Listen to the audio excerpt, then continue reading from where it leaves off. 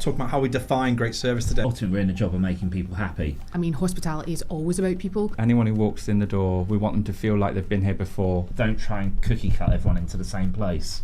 But actually, service will always win out. We've got to be able to provide and surface the right information at the right time with ease. And then we let the guest drive the experience. When we're far more emotionally intelligent than AI, I won't say ever's going to be, but it's definitely at the moment. We've got to continue to evolve and innovate. And making sure that we find the right people and that they are the right people before we let them loose. But then once we know that they're right, People won't leave a good team because they do know that they're being looked after. It's kind to be clear. It's unkind to be unclear. Welcome back to the Tech on Toast podcast, powered by Zonal on our special loyalty series. Today we're getting to something fundamental: people and service. As expectations rise and margins tighten, how do you build teams that really care? Create experiences that stand out and run operations that keep both your staff and your guests coming back? Well, we've got three guests today going to help us understand more. First, we've got Anthony Pender, founder of Yummy Collective and long-time advocate for People First Hospitality. Then we've got Darren Smith, head of operations at Flatiron, a business known not just for great steak, but a consistently great guest experience. And finally, we're joined by Gillian Nicholson, sales director at Zonal, a tech provider which helps operators drive footfall, improve guest experiences, and grow customer loyalty. Settle in, grab a coffee, let's enjoy the show. Welcome back to Tech on Toast podcast with our partner Zonal. And today we're talking about people making the experience, how our staff drive customer loyalty. Joining me today, we have three lovely guests. We'll start over here with Darren. Who are you and what do you do, Darren? Darren, head of operations at Flatiron, steak chain, mainly in London, with a few sites just spreading outside. Yeah, big fans. Where are you? Are you outside London yet, or are you? Cambridge, Leeds, Manchester, soon to go Brighton and Bristol. Oh, so really Bristol. excited. Okay, getting closer. Good, thank you. Lovely to meet you. And I know you, Anthony Pender. How are you? What do you do and where are you from? Yeah, so Anthony Pender, I'm from, founder of Yummy Collection. How to describe us really? We're just a mishmash of venues now. We used to be very pub focused, but now we're doing oyster carts, seafood restaurants, still got pubs, cocktail bars, and just getting on with hospitality really. Yeah, that's the best place to be. Spent most of my life there. And Gillian, welcome back. Yeah, Gillian Nicholson, sales director at Zonal, and we have a mishmash of customers all across the hospitality industry. So technology solutions and serving the hospitality industry for over 45 years. So thank you and welcome.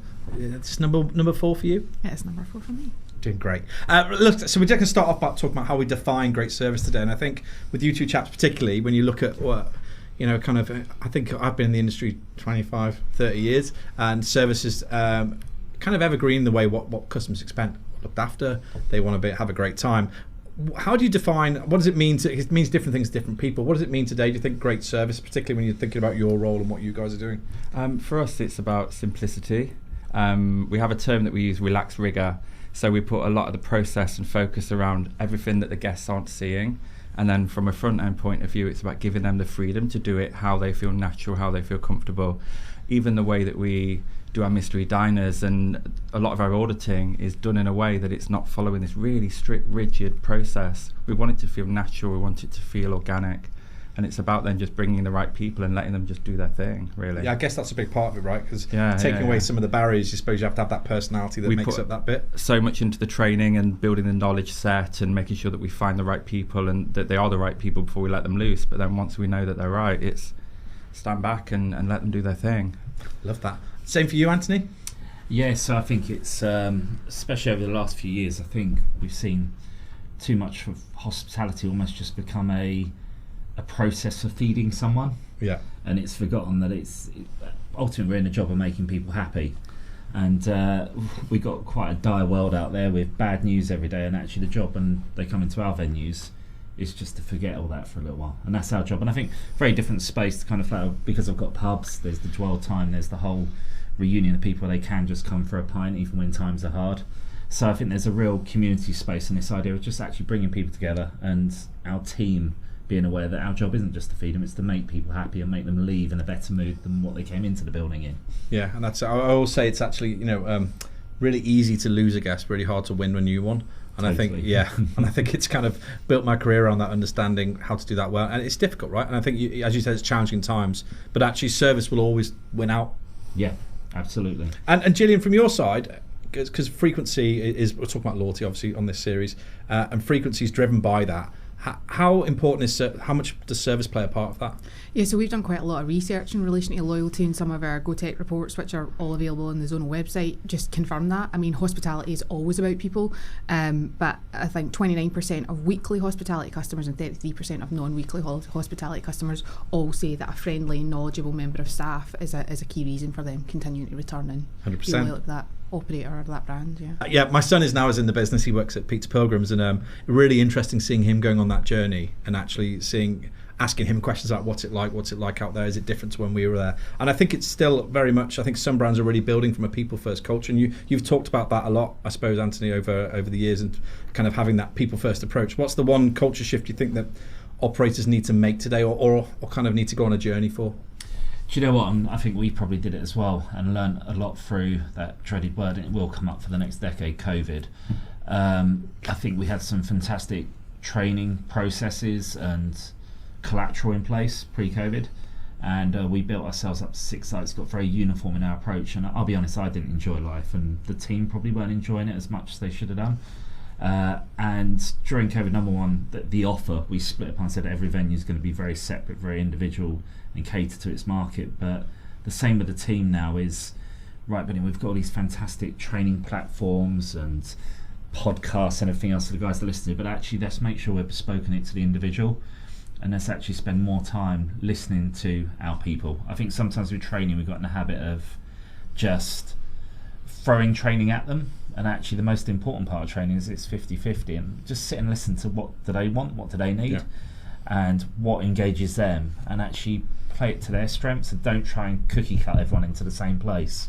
Yeah, which is it's remarkably hard to do as well, right? Because it's an investment you've personally got to put it. It's exhausting, and you've got to get so many things right alongside it. I mean, I think that's become my number one job, is sort of my own presence in the business. Relatively small business can still do that, but also the key people and understanding who there are people who walk into a room and light that room up.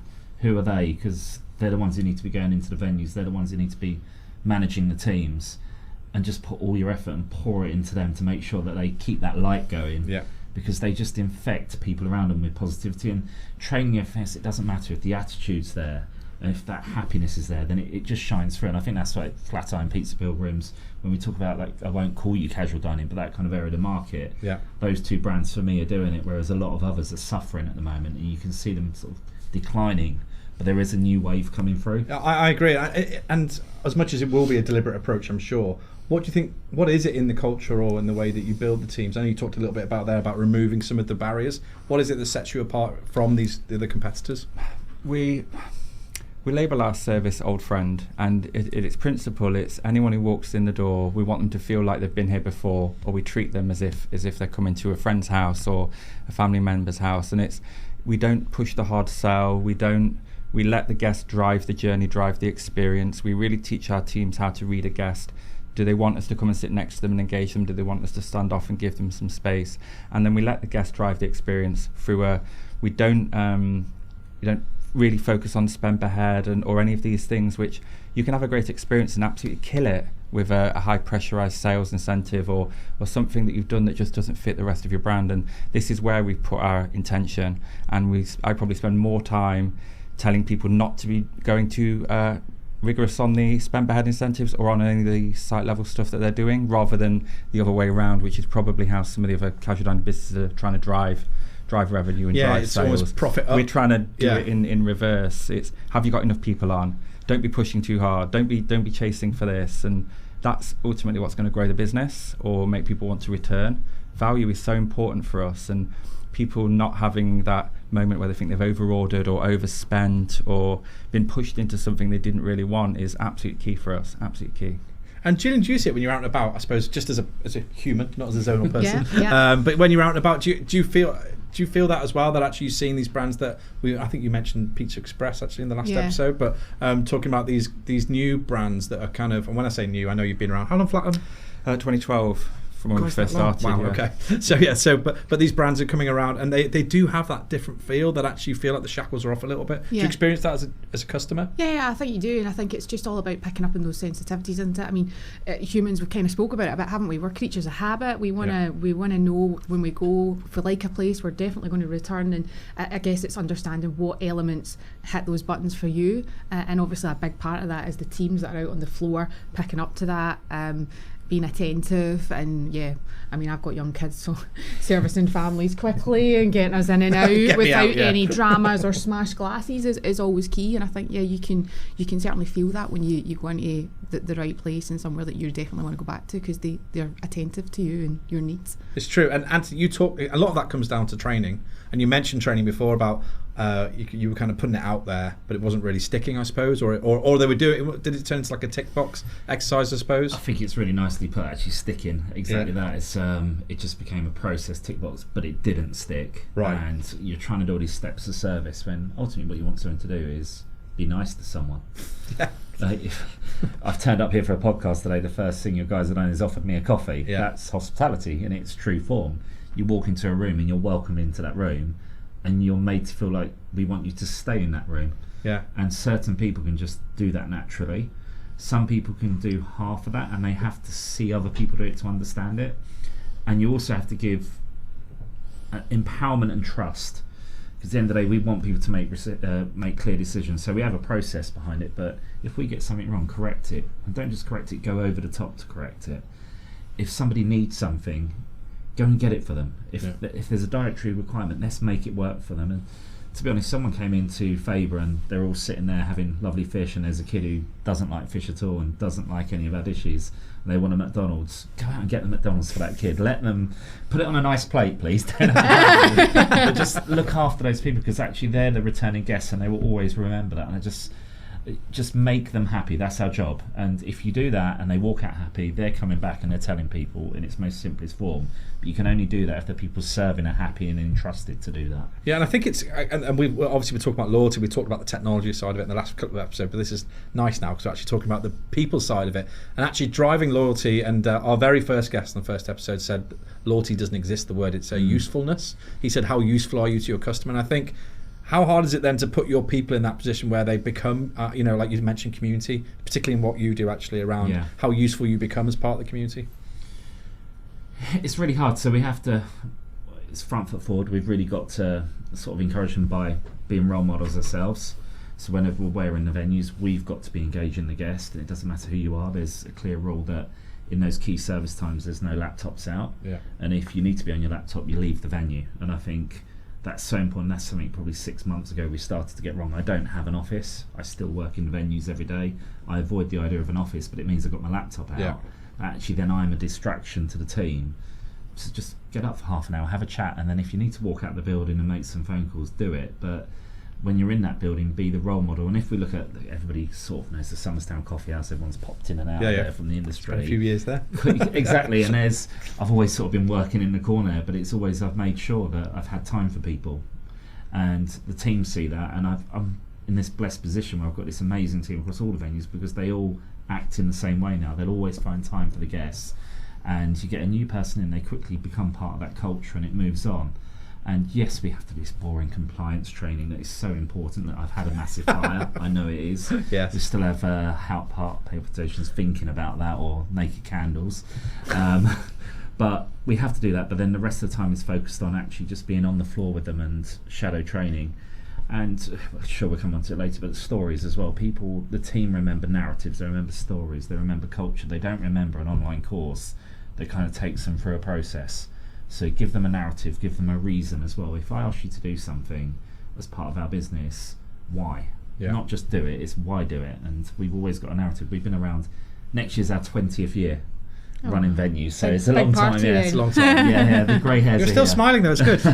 not always, but yeah, no, it's 20 years, and we've got a lot of backstories, and use those stories as examples, because actually people remember those stories. I'm using stories going back 2011, 2012 still, but still resonate today, because the principle's the same. Be nice. I keep on saying it. It's be nice. Yeah, and I think I had Maria McCann from Blacklock was on the other podcast I do last week, and we were talking, and we were both at Hard Rock Cafe together. And the minute we mentioned certain things to each other, we just smiled. And it's because you have those built-in memories, or that muscle memory of doing stuff that's very cool, that people all engage with. And I think it's the same. And Darren, how do you make that effective in training, I suppose? How do you, because whilst you remove some of the barriers and you let people kind of be themselves, you still have to give them some kind of, you still have to do the boring stuff, don't you? And kind of the compliance. Yeah, I mean, we make sure, I think if I go back sort of pre-COVID even, we were focusing too much on the compliance. We were overloading them on day one with all of that really, really boring stuff and destroying that first all the compliance day. people listening. But it's really, really important. It's really, really important. But we were overloading them on day one with all of that stuff and sort of killing the vibe before they actually get to it. So we now stagger that through almost like the first 4 weeks. So actually where we're spending the time with them is on the fun stuff. You try all the food, you drink all the wine, you try all the beers. You literally step out onto that floor unattended for the first time, and you know how to talk about the beef, how to talk about the products. And you do that with confidence, and that's when the hospitality and stuff shines through. But in terms of the training, we've really had to adjust how we train. People don't want to learn how I did when I was a waiter. There is no 40-page manual. Do this, and then you'll be ready for the next level.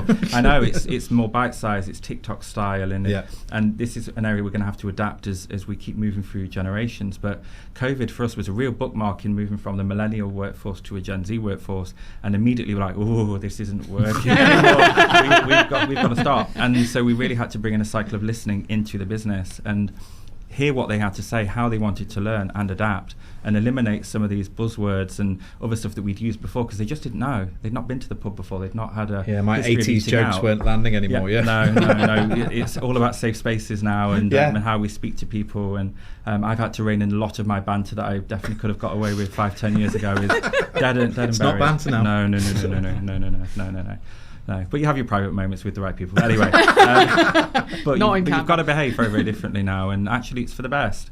And some of the longer serving managers changing their mindset of, oh, well, when I was their age, it was this. It was like, but why would you wish this on them? Like, why would you? Why do you want to do 60 hours a week?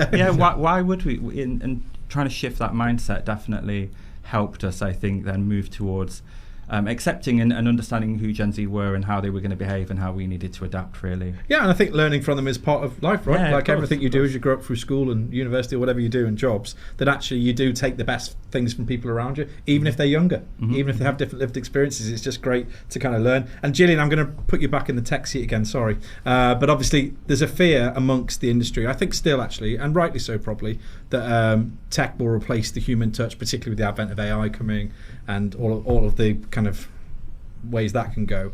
But done right, it can do the opposite, right? Yeah. So if it is really kind of used in a way that's seamless, I suppose, for the teams and the customers, how are you seeing that kind of empower what we're talking about here to kind of enable the girls and boys on the floor to do their jobs properly? Well, I think you touched on the word seamless, and I think that is it. We've got to be able to provide and surface the right information at the right time with ease for the servers, the staff on the floor, the people behind the bars, to make their life easier, and they can focus on serving your customers in the right way and engaging the right way with them.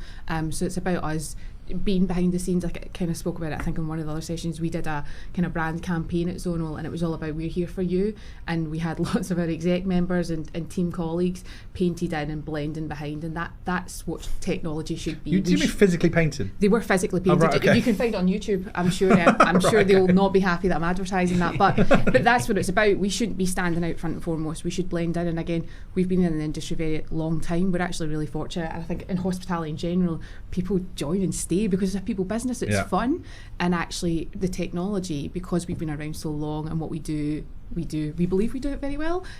Actually, when people move around, they're very familiar with our systems, and that makes it a lot easier as well. But yeah, seamless. We should blend in. We should give the staff the right information easily, and it allows them to focus on the guests. Well, and also with Gen Z's different approach to life generally, and what they accept and what they don't accept. Same with tech, right? Because they've grown up with the iPhone. They don't know the phone. I was telling my kids about, I don't know if you guys know, the phone that you used to have to put your finger in and turn it and turn the dial. Yeah, and I was explaining that, and they were just literally like, what are you talking about? So their expectation of being able to find information quickly, easily, and relevant to them, I think, is up here. And I do think the industry's got a journey to go on there to kind of keep up, because they will challenge you on that. That must be forefront of product, I suppose, when you're looking into building that kind of stuff. Yeah, absolutely. And that's all good challenges, isn't it, right? We've got to continue to evolve and innovate, improve where we are, and that's all part of the the journey and our product and R&D teams at Zonal.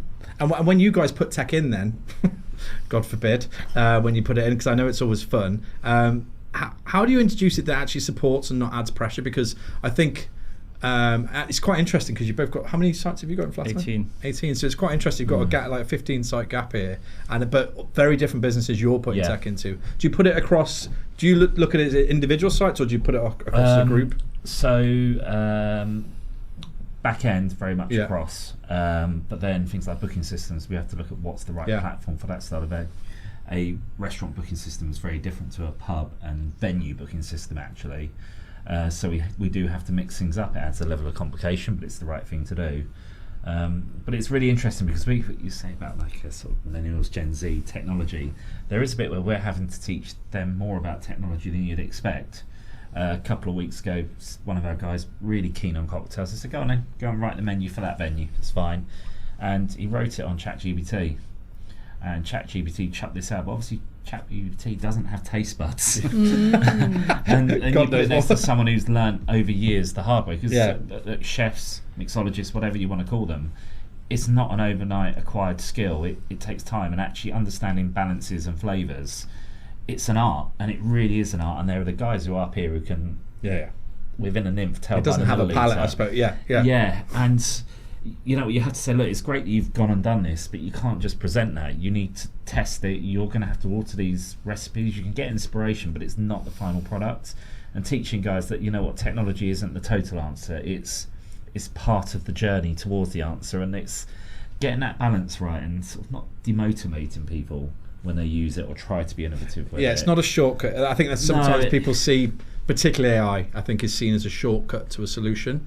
And I think you're obviously right that actually all of those things we talked about at the start, the years of experience you've got, have to be implemented next to it. Otherwise, very quickly it'll become very beige. And one-dimensional. Guest responses on AI. Come on, you can tell straight away. And I personally I will type responses myself. I reply to emails myself. Because I think there's two people you're talking to when you're replying to a guest. You're talking to, well, three actually. You're talking to the guests themselves, you're talking to other potential guests, and you're talking to your team at the same time with that response. So AI is just going to chuck out a response that tries to placate the answer to what's been put towards them on that review, when we're far more emotionally intelligent than AI, I won't say ever's going to be, but it's definitely at the moment. Yeah, not right now. It's on its way, apparently, so I'm told. And what about you? What about when you're implementing tech in Flatiron?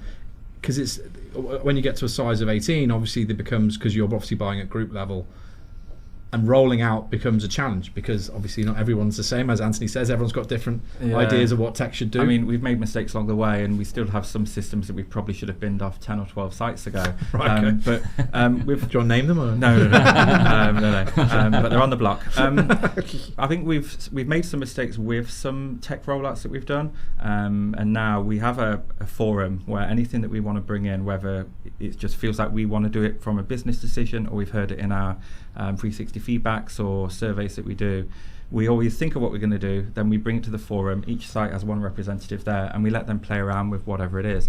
And one example we have at the minute, we're looking to upgrade our internal comms platform. The system that we have isn't really fit for purpose. We found one that we like, but before we press go, we get the demo platform in, bring the forum together, and let them play around with it and see what they think. Because if they're not going to use it, why are we going to spend all that money on delivering it? But there's some areas where we are protective of tech and around service. We didn't jump on the bandwagon with QR codes for payments and lots of shortcuts, because for me, who we are and how we serve people and all of these things that make, for me, Flatiron magic, it's in the person, it's in how we deliver that service, and I've got to protect it as best we can. And I'd rather say put more people on to make sure that we're doing the payments quick, rather than creating a shortcut, which means we're not catching the end of that experience. In time might prove me wrong, and maybe one day we'll bring in QR codes, but right now, while this is how we can operate, I'm going to fight for it. I love that. I think that kind of echoes a lot of what we've been saying over a few of them, isn't it? In relation to, I guess, the loyalty, knowing what your brand stands for, what matters to you, and obviously the technological changes. Absolutely, it's a massive change for everybody. So taking everyone on that journey with you is very important to get their buy-in and make sure that those kind of technology rollouts, which are always fun, and they will maybe have a few bumps along the way, but you've got that buy-in, and you know why everybody's doing it, why everybody's behind it, and hopefully get through it and have a big party at the end. It's So do you offer that every customer? No, I'm not going to commit to that, but yeah. I mean, and with that, obviously, the staff churn quite a lot in our industry, which I don't know. I feel like that's an evergreen problem as well. Churn's always been an issue in the industry. It's obviously been harder recently, I think, because the cost of staff is more than ever. What's really working when it comes to, I suppose, retaining people in the business? I'll start with you, Darren. So in terms of keeping those personalities and these people you're invested in? I think there isn't a one-size-fits-all approach. We're very lucky that we're in a business that's growing, but not at rapid pace, so 3 or 4 sites a year. So the people that want to progress and see opportunity through growth, they see it happening at a pace that's comfortable with, and we're not overly stretching people.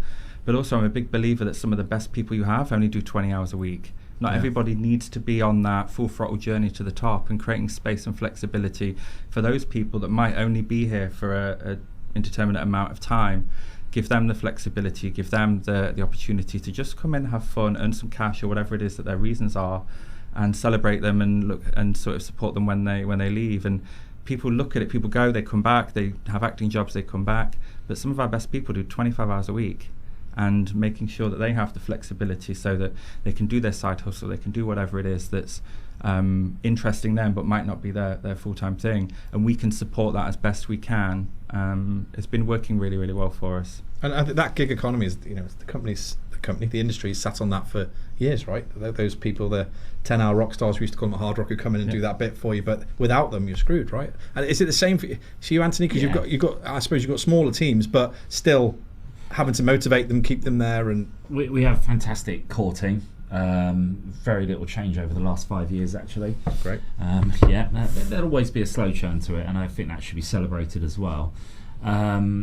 With those, retention is around growing the business, but as we grow it as well, I'm really proud to say that I'm in the fortunate position. I own the business, so I'm able to do this, but I give shares to people, and I've got 5 of my team now shareholders in their venues. That's amazing. And I think that's really important, so they share your success. And you know what, I'm still quite young, so 20 years time when I retire, they can take on the mantle, or they sell and they sell out as well. It's up to them. With the kind of like not entry level, because actually every job is a very skilled job in hospitality. I mean, that's really important to get across. A churn, it's not, everyone tries to get rid of this churn. Actually, it's not a problem. You know, if someone's going to university and you're going to get 3 great years out they're going to leave. Just celebrate that, get the best out of them, teach them something, because a lot of my friends outside of hospitality, I quite often say they can tell when they get graduates and things going for jobs now in office and sales roles, they can tell the ones who have worked in hospitality and they're at another 100%. Level. So if we're creating this amazing workforce for other people, let's just crack on, as long as it's doing our business good. And let's carry on training, and as you say, people come and go back. I've got people now who are managers earning phenomenal money who were never going to stay in hospitality, but here they are 15 years later. Well, I mean, I don't know about you guys, but I'm one of those people. I didn't join to stay, so no. But it's almost addictive in a positive way. I think it is. And I think because you have leaders like you guys, right, who are above you, and hopefully me when I was managing people, that actually people are loyal to you a lot of the time, as well as the business. They I'm kind sure of I have want my off day, but but you know, I'm sure you won't want to take the credit, but I'm pretty sure that a lot of people work for you, and you know, and rather than the brand name, sometimes it becomes really common in the industry. I think that people become connect. You learn a lot more about people in a hospitality environment than you would in an office. I think it's really important to say we work for each other, because I fight tooth for my guys, again, that senior team, and they do it for me. So when things go on in our lives, we've got busy lives, we do long hours, not as long as they used to be, but we support each other. So we've had guys who've had to have a month off and do something, but we've got their backs. But at the same time, I know they've got my back. It's that simple, really. We're in the trenches together, and especially we talk about the economy and the negative news out there. If we're entrenched into this as one team together, we are going to look after each other. And people won't leave a good team because they do know that they're being looked after, and that goes both ways. That's brilliant. I mean, and you're doing incentives through shares, and I'm sure other things. Yeah. I was saying for you, Dan, how do you incent? Do you have physical incentives? I suppose. Yeah, we do. Through one of our surveys, we were asking people what they really wanted, and everybody obviously wanted something completely different. And some sites have got little gym things going on, and we'll trade coffee for steak with our locals and stuff. We wanted to just formalise it a little bit, so we introduced. We use an app called Thanks Ben, and we introduced almost like your GMs, head chefs, and managers high performance and KPIs creates a large bonus, and we wanted to bring that in for the team, so everybody in the whole building is contributing to the same thing. So as guest metrics are improving or being sustained, the manager gets a pot of money to then distribute, and we have these little beef checks, so it's something physical, but they deposit cash basically into people's account they can use to pay for Netflix, shopping, very cool, Uber Eats or whatever. And it's actually created a bit of momentum in some areas, and it means that because it's landing, people aren't forgetting to do something. Like sometimes you can be so busy you can get to say thank you, or you have that, oh, next time they're in, I'm gonna remember to do something for that person. You just don't. Where now they have this physical thing, and if they don't spend it, they'll lose it. So they're more inclined to actually do things a lot more regularly and make sure that we're actually having these moments. But they can make the moments individual to that person, and they can do with it something that means something to them. Yeah, but I mean, I've got one of the days of the shared pot on the counter, I suppose. I don't know. Yeah. That we used to have. Not everybody wants a bottle of Prosecco or a No, but it's very true, right? cake or Nights whatever it out, is. as again back in the day, were very much boozy and whatever. And I think now that's not the case, right? You've got to be considerate of what everybody wants to do, and I think that's a positive change. Gillian, how can tech play a part in that, in helping incentivise? Yeah, I think there's a few different ways. Obviously, we had Dan Brookman, our CEO of Airship and Toggle, and there's certainly some elements within the Airship offering that we have got, like Airship Teams, which is kind of empowering the staff, taking the staff on their journey, giving them discounts and incentivising them, bringing them together and driving that team connection. But then we also work heavily through kind of some of our partner network, whether that be the likes of like TipJar and Grateful.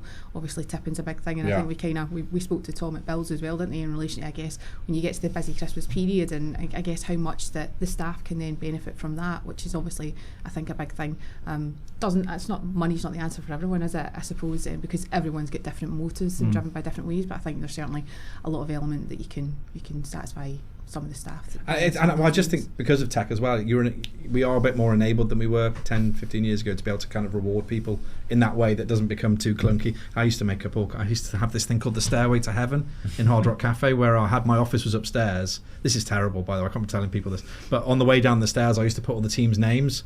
So if you were top of the stairs, you used to get something.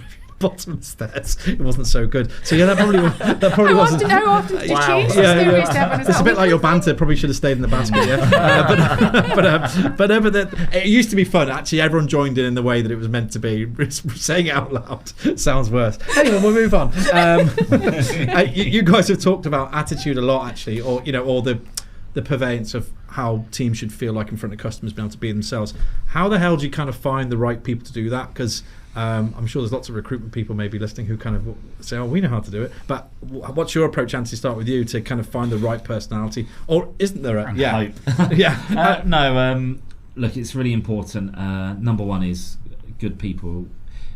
It is getting easier to recruit in a sad way because of the amount of job losses out there. There's a lot of people trying to transfer into hospitality. So we're, for the first time ever, since, it must be like 2010, we're actually getting people walk in with a printed CV and putting it on the bar again. Now, that was something that we did when we were young. Yeah. Now you just thought it was Indeed. So that shows people are really having to be quite ingenious to kind of get a job. Yeah.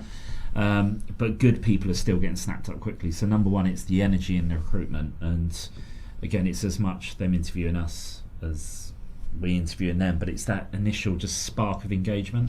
Picking up the phone, not just using the automated AI answering on any recruitment platform. It's actually like, guys, when that person comes in, if it's good, pick up the phone now, speak to them, engage them. If they don't engage you, don't go back to them, please. You've got to feel the spark. And there's a bit of a rule in our business where there's the ruder version of how we say it, but which very much doesn't go in the basket. We still say it, but there's basically, if you don't feel like, I'm not saying you're going to do this, but if you don't feel like you can have a beer with someone at the end of the night in your team, you shouldn't have them in your team.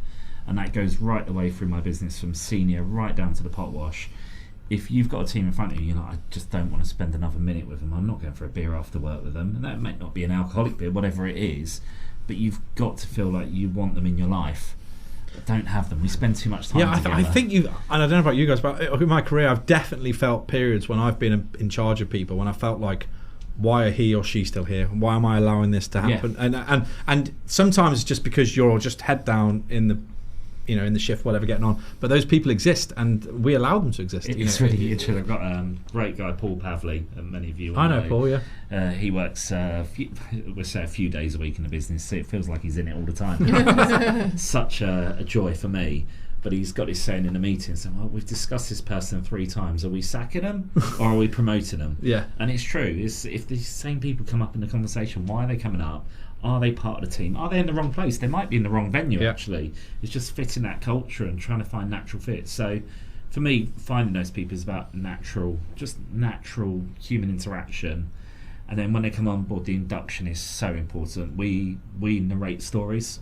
I do the same with guests. I think we as human beings, we remember stories. So our first day, kind of like yourself, we're now doing oyster masterclasses. It's not just about learning how to shuck an oyster. It's about it's the story of why we do oysters and everything else. And you're doing something with your hands whilst you're talking. And it's really interesting. People really absorb that information and they love the story. And if you can see them get passionate about that story, they're for us. If they're there going, it's a bit annoying, then that's probably not for us then. So you can make that decision in the first couple of weeks, really. And it's not that they're bad people, it's just they might not be they're not the right fit for you. Yeah. They could walk into Flatham and be absolutely amazing because they love beef and they hate fish, who knows? I'm definitely on the beef train. But I'd say same for you, because is there a magic, is there specifics you look for in a character, or is it too hard to get that detailed? I mean, sort of build on what you said, it's that sort of spark, that energy, that curiosity that you look for when somebody walks in the door.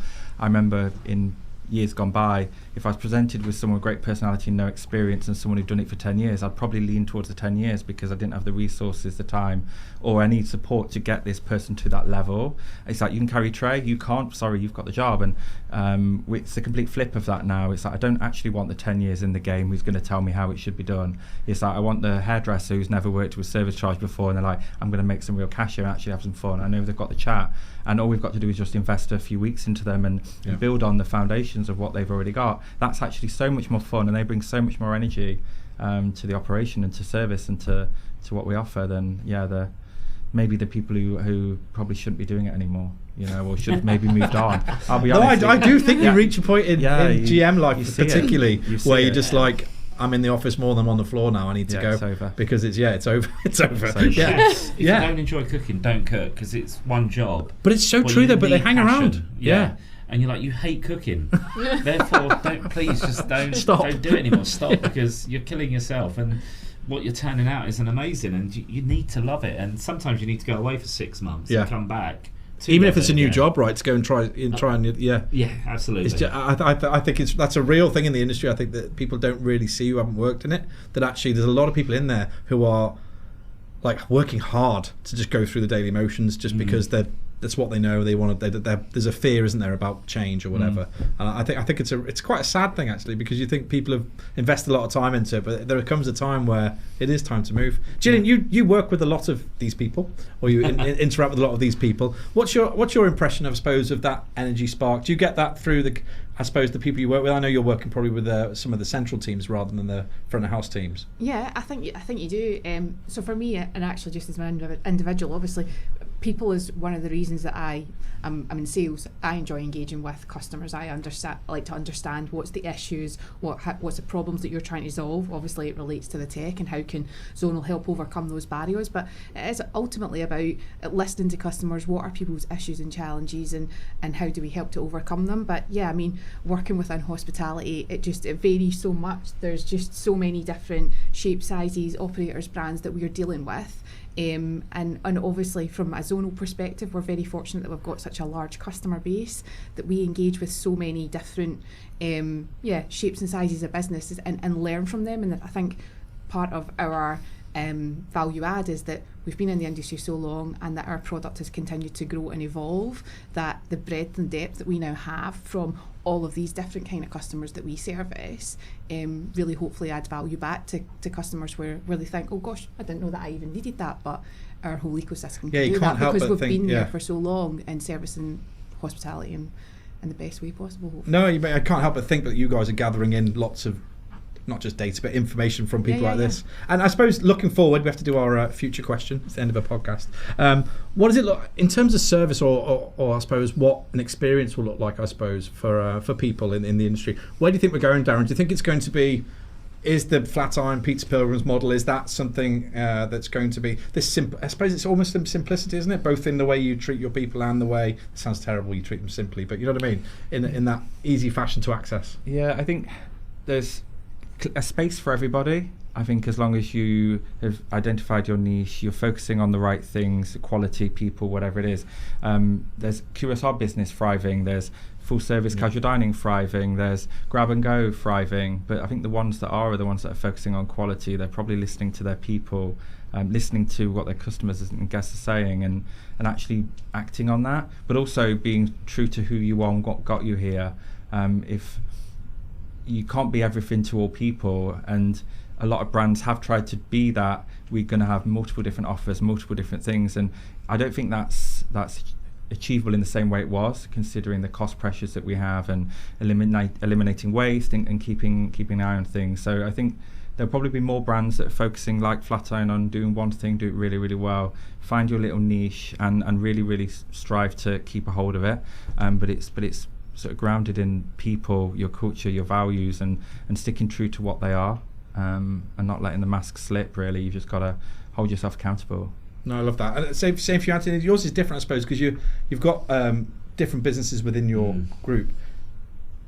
Do you look down the road and think, I'm going to move into look for like one of those models where we do something very singular and we point in one direction?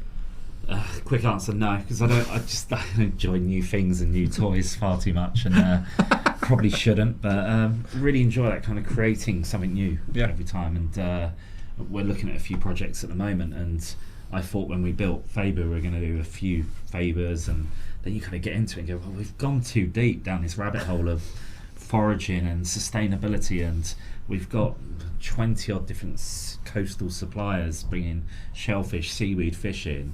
We can't build that to a replicable place. But actually I'm fiercely proud of that, because what I will do and what sits behind our business all the time is authenticity.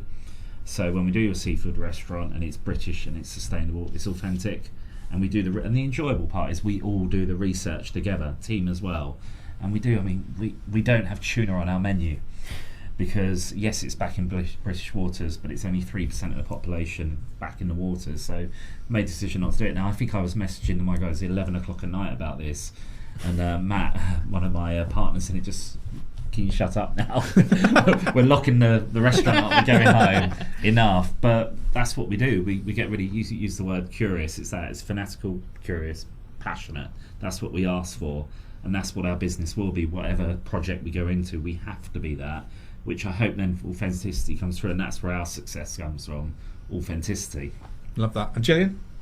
Just touching on some values, obviously some of our company values is kind of like innovation, passionate, customer obsessed, and I think talking about the singular nature, obviously we are a large technology company, we've acquired a lot of companies over the years, but I think talking about creating that unique customer experience and making sure that we can work as a partnership with our customers, but also allow them to create that unique journey, whether that is via the landscape of partners or different products. We spoke about the tech stack, or is it all in one place? Well, no, it very rarely is, but would we love it to be? Yes. But I think for us it's about obviously allowing that experience that you're needing to create for your customers, and that as a technology partner we're there in the background to try and help support. Lovely. And one final question to you. What's the best, I'd love to know the best piece of advice you've had actually around people management or managing your people. Sorry, Darren. It's just about, for me, it's about being straight up. I remember in my early career, like, pussyfooting around sort of problems and hoping that they would go away and stuff. And my ops manager, weirdly, they don't do that. No, they don't. They get worse. And sometimes when you are a manager, you're not working directly with people and you don't always see it. And when your team are telling you that there's a problem, and then I remember my ops manager saying to me, like, just have the conversation, just be clear, be kind, but be clear on what the problem is. I had it and I was like, oh my God, I've been doing it wrong for so many years, and it actually created positive change, and it felt like a shift for me as a GM at that point, and I've never really looked back. It's, if something feels like it needs to be said, be intentional about how I'm going to say it, but I'm going to say it.